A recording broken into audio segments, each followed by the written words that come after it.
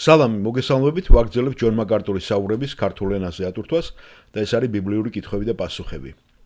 Შემდეგი კითხვა ძალიან საინტერესოა და ბევრი სვავს ამ კითხვას, რომელიც მათ არასწორად იციან, განსაკუთრებულად ხარიზმატებმა, ასე ვთქვათ, და ასევე რა თქმა უნდა მართლმადიდებლობაში და კათოლიკეებშიც არის ეს გაგება. და ეს ეხება მათეს სახარების 18 თავის მუხლებს.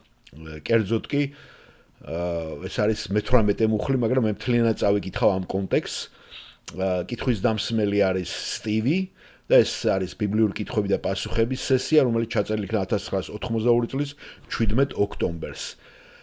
მე ვარ სტივი და მსურს რომ ვიცოდე თქვენ ამას ორ კვირის წინებზე ასწავლიდით ამ ადგილს მათეს სახარებიდან. ნება მომეცით წავიკითხო. მათეს სახარების 18 თავი. თუ შენი ძმა შესწოდავს, მიდი და ამხილე იგი, როცა მარტონი იქნებით. თუ გაიგონებს, შეგიძენია შენი ძმა. ხოლო თუ არ გაიგონებს, წაიყოლე კიდევ ერთი ან ორი სხვა, რათა ორი ან სამი მოწმის პირით გამტკიცდეს ყოველი სიტყვა. თუ არც მათ გაუგონებს, ეკლესიას უთხარი. ხოლო თუ არც ეკლესიას გაუგონებს, მაშინ იყოს იგი შენთვის როგორც წარმართი ან ბებაშე.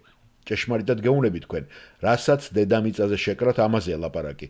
ზეცაშიც შეკრული იქნება, ხოლო რასაც გახსნი დედამიწაზე, გახსნილი იქნება ზეცაშიც. ასევე ჭეშმარიტად გეუბნები თქვენ, თუ ორი თქვენთაგანი შეთანხმება დედამიწაზე ნებისმიერ რამეზე და ითხოვენ, მიეცემათ მათ ჩემი მამისაგან, რომელიც ზეცაშია, ვინაიდან სადაც ორი ან სამია შეკრებილი ჩემი სახელით, მეც იქ ვარ მათ შორის. ეს არის ძალიან საინტერესო მანდატი ქრისტიანებისთვის, რომელსაც ბევრი ცუდად იყენებს და აგრძელებს სტივი ამას. ესე იგი, თქვენ საუბრობდით ბატონო ჯონ ამის შესახებ, განსაკუთრებით 18 თავის შესახებ და ქარიზმატოლები ამას ძალიან ცუდად იყენებენ. შეგიძლიათ კიდევ რომელიმე ბიბლიური ადგილებით გამიმაგროთ და გამაგებინოთ უფრო კარგად, რას გულისხმობს ეს, რას ნიშნავს ჩვენ რას შეგვიძლია, როგორ შეგვიძლია და რა შეგვიძლია შევკრათ და როგორ შეგვიძლია გავხსნათ, რომელიც მე შეკრული და გახსნილია დედამიწა სამოთხეშიც, რასაც ჩვენ დედამიწაზე გავაკეთებთ, ისე რომ ერთმანეთს თან კონფლიქტში არ იყოს ეს მოსული. და აქ სიტყვა იყო გამოყებული ტანგენტს გასვოთ ხო? სინუს, კოსინუს, ტანგენტს ხო? და ეს ინგლისურად იყო გამოყენებული, რომელიც არ კვეთავს. არ კვეთავს, ანუ არ ეწინააღმდეგება ერთმანეთს. ეს უნდა და ალბათ სტივს ეგულისხმა ამაში. და ძნელია ხოლმე ინგლისური და მთლიანად აზრის გადმოცემა, რომელსაც ადამიანები ხმარობენ და ინგლისურში გითხარით, რომ ბევრი მნიშვნელობას აქვს ერთ სიტყვას, სხვადასხვა დატვირთვა აქვს, სხვადასხვა მნიშვნელობა. ისტორიულად როგორ მოხდა მისი კონოტაცია, მისი აზრის და დანიშნულების რაღაცა გამოყენება.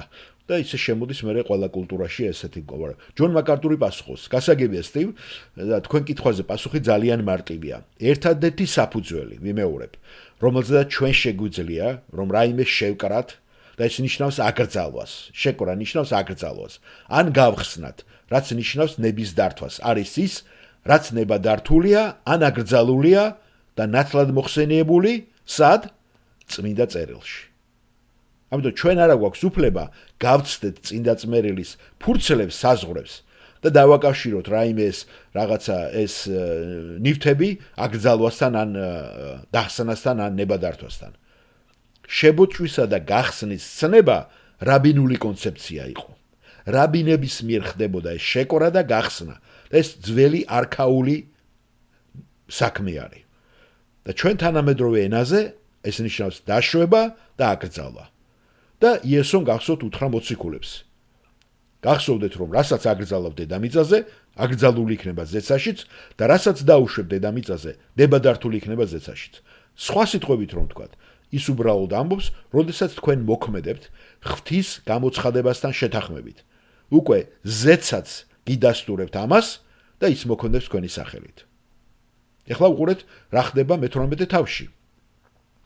მაგალითად, თქვენ იცით, რომ ვიღაცა ცოდვაშია. ამიტომ მიდიხართ ამ ადამიანთან და უპირისპირდებით და ეუნებით. თქვენ ცოდვაში ხართ შებოჭილი და უნდა მოინანიოთ. თქვენ უნდა დაასუფთავოთ თქვენი სახლი, თქვენი სული, თქვენი გონება, თქვენი გული და თქვენი ცხოვრება უნდა შეცვალოთ. ეს არასწორია ჩემო ძმაო, რასაც შენ ჩადიხარ. ამიტომ ზურგი აქციე მაგას. თუ არ ისმენს, თქვენ აგრძელებთ ამ ეკლესიური დისციპლინის შესრულებას, ანუ პიროვნებასთან მოწაფეობას არ წყვეტთ, კიდევ 2-3 წმეს მოიყვანთ და ეუნებით. თუ იმათაც არ უსმენს, მერე ეკლესიის წინაშე წარადგენთ. და ჩვენ ვიცით, რომ ამის გაკეთება ძნელია, ძალიან ბევრს უჭირს. ხედავთ, იმიტომ არ იცი მართალი ხარ თუ არა, როცა კონფრონტაციას ეწევი, ჭოჭმანობს ზოგიერთი. მე არ მინდა რომ ამ პიროვნების სახელი მთელ ეკლესიას გავაგებინო. არა ვარ დარწმუნებული. ხო მართალია. ამიტომ თქვენ გინდათ რომ დარწმუნდეთ, რომ თქვენ სწორეს აკეთებთ და მართალი ხართ, რასაც აკეთებთ. და გსურთ რომ დარწმუნებული იყოთ. რომ ამის გაკეთების ნებართვა გააქვთ. იმიტომ რომ ზოგი გეტყვით, არა, ნუ გააკეთებ ამას, იცი, არ არის საჭირო. უბრალოდ მიიღეთ ისინი როგორც არიან. ფაქტობრივად, ამას წინებზე ვიღაცა მითხრა, რამოდენიმე კვირის წინ, მე არ ვიცოდი, და ეს რადიოკონფერენციაზე მოხდა, რომ ჩვენ ეკლესიაში თურმე ყავდა ადამიანები, რომლებიც ჯერ განქორწინდნენ და ისინი ხელახლა დაქორწინდნენ მერე სხვა ადამიანებზე. და მთელი ამ ხნის განმავლობაში ისე ეკლესიის წევრებად რჩებოდნენ. ჯერ პირველ რიგში ეს განქორწინება იყო არაბიბლიური, რაც მე მოვისმინე. და მათი ხელახლა დაქორწინება ეს კი უფრო გადააჭარბა და ის უფრო ყველაზე არაბიბლიური იყო. მაგრამ ეკლესიამ ჩათვალა, რომ იცი რა არის, არაფერი ვთქვათ, რადგან ამ ხალხის რეპუტაცია არ გვინდათ შევლახოთ, რათა არ გავირთულოთ და არ ავიტკიოთ თავი და ესე მიაფუჩეჩეს ეს საქმე. ამიტომ ეს არის ძალიან ბუნებრივი რაღაცა გაურკვევლობა.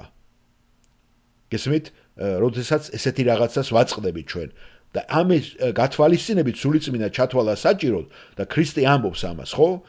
რომ დისციპლინის საკითხს უნდა თქვენ მიყვეთ ბოლომდე. და ამის ცოდნა საჭირო და ეს უნდა გააკეთოთ, რომ თქვენ გააქვთ უფლება, მანდატი, რომ დაუშვათ გარკვეული რამე და უფლება გაქვთ, რომ აკრძალოთ გარკვეული რამე. თუ ისინი ესე თვალნათლივ ჩვენს თვალწინ გამოცხადდა. ასე რომ ბიბლიაში ზეცამ უკვე გააკეთა ეს, 60-ში ეს უკვე მოგვარებულია, თქვენ ხოლოდ ეხლა ამ 60-ის ეს გადაწყვეტილება შესაბამის მოქმედებაში უნდა მოიყვანოთ. ასე რომ ამის ზღვარი სტივ არის ღვთის სიტყვის ავტორიტეტის გათვალისწინება. ახლა რაც შეეხება ქარიზმატულ მორწმუნეებს, იცით ხომ, ბევრი მათგანი მივიდა იქამდე, როდესაც ეს მუხლები წაიკითხეს, რომ მათ დაიწყეს უკვე სატანაზე შებოჭვა და დახსნა. და ეს საერთოდ არ არის ბიბლიაში. ეს უბრალოდ სრულიად უცხოა წმინდა წერილებისთვის. ბიბლიაში არაფერს არ ლაპარაკობს სატანის შებოჭვაზე და დახსნაზე. არ არსებობს ესეთი რამე. თქვენ არ შეგიძლიათ გულწრფელად რომ თქვათ, სატანას რაიმე ნება დართოთ, ან რაიმე აუგრძალოთ. ის არის თავისუფალი ინდივიდი, თავის საზღვრებში, რათა გააკეთოს ის, რასაც აირჩევს ღმერთის შეზღუდვის ფარგლებში. ღმერთი ზღუდავს მას და თქვენ ვერაფერს ვერ გახდებით. ერთადერთი თავისუფლება, რაც თქვენ აგაქვთ, არის მას შესაბამისი პასუხი გაცეთ და რეაგირება მოახდინოთ. მაგრამ სატანას თქვენ ვერ გააკონტროლებთ. თქვენ არ შეგიძლიათ უთხრათ, სატანა აქ ვერ მოხვალ, სატანა იქ ვერ წახვალ. თქვენ არ შეგიძლიათ ამის გაკეთება, რასაც აკეთებენ, ხო? კათოლიკე ეგზორცისტები და რა ვიცი, კიდე ახლა ხარიზმატებაც მიბაძეს მათ და მართლმადიდებლებიც არანაკლები არიან. შენ ღმერთი არ ახარ. თქვენ ვერ გააკონტროლებთ სატანას. მაგრამ თქვენ აკონტროლებთ თქვენ პასუხებს მასზე სულიწმინდის ძალით.